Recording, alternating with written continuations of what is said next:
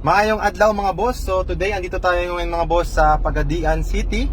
Paakyat tayo sa Rotonda. So today, i-demo ko sa inyo yung ating QCYS dashcam 9.66 inches. So as you can see here, ito yung front camera, napaka crystal clear, napakalinaw niyan mga boss. So pag nag-swipe kayo sa right, yan, yung ating rear camera, yung ating reverse camera. So pag nag-swipe ulit kayo, yan, meron tayong dual mode wherein kita nyo yung front tsaka sa back na camera.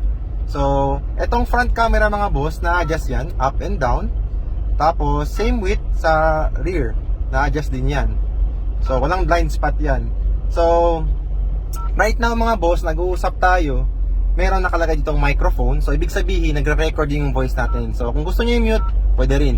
So, meron din siya mga feature mga boss. Napakarami niya mga feature. Isa na ron, yung pinaka-the best is yung parking guard. So let's say mga boss, nag-park kayo sa loob ng mall, tapos naka-off yung kotse, walang tao, tapos may nakabangga. So automatically, once naka-sense yung camera natin ng motion, automatic siya magre-record kasi meron siyang own battery. Ito mga boss. Tapos mga boss, ang maganda rito, meron din siyang wifi. So ibig sabihin, pwede nyo kunin yung files nyo through phone. Iko-connect nyo lang yung phone nyo dito sa wifi nya. Ganun kabilis mga boss. Tapos, ang quality niya mga boss, 2K quality, 2K recording, ito kasi yung linaw na ng mga latest phone na ginagamit natin ngayon, 2K front, tapos 1080p naman sa rear natin. Kaya as you can see here, napakalinaw niyan mga boss. So paakyat tayo ngayon mga boss sa Rotonda. Dito tayo ngayon sa Pagadian City. Yan, very nice mga boss.